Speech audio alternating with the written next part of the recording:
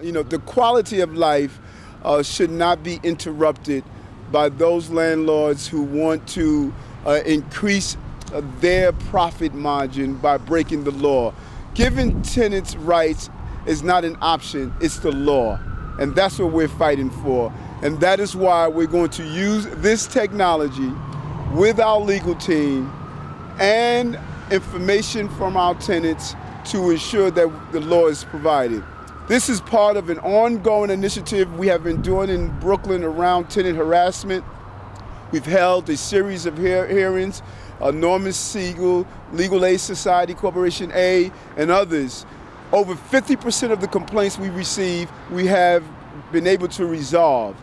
We are on the ground to ensure that tenants can have the quality of life that they deserve. And I really want to thank Legal Aid Society, Heat Seek, and our advocates, and our court system for being willing to use technology to improve the quality of life of Brooklynites and New Yorkers. We're open to any questions if you have at this time. Denise, how long have you lived in the building? 5 years. Has it been a problem the whole 5 years? Yes, it has. And they have ignored my phone calls. I have cried over the phone. I've cried over the phone. I've literally cussed them out. I've tried to do it diplomatically, and it goes unheard. And that's not fair. It's really not, it's not fair. And they say, oh, you're getting heat. Oh, excuse me, you cut the heat on 5 o'clock in the morning and it's off at 5:30? And then we get nothing else? And then majority of the time, we get no heat on the weekends. I respect people's religion. I get that. But excuse me, make sure that we get heat over the weekend. Don't ignore us. Because as I said, while we're sitting in our apartment freezing, they're making plans to go to Florida, Cabo, or wherever. And they're relaxing, maxing, and we're freezing. That's right. If you're not going to give me heat, take me to that island with you. Okay. With my legal aid?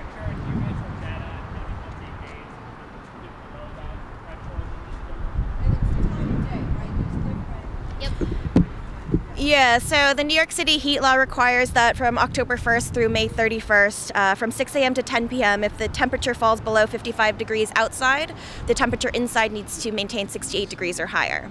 And then in the evening, I believe it's 40 degrees, and if it falls below 40 degrees in the evening, it needs to be maintained at 55 degrees or higher inside.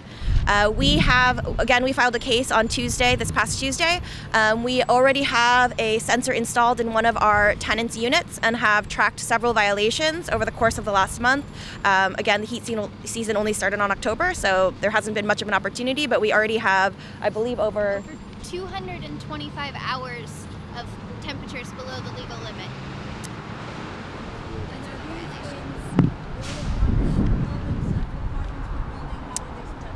Well, because, I mean, Heat Seek can address this, but Heat Seek is a nonprofit, and so there's a limited number of sensors. So at this point, we have 2 sensors in this building. The issue with tenants who bring cases to try to address their heat issues is that you shouldn't have to deploy some kind of expensive technology to be able to prove your case. But because landlords receive notice of these complaints, routinely the violations go unrecorded. And so without resources like what Heat Seek is providing, tenants, particularly low-income tenants, have a very difficult time proving their complaints in court.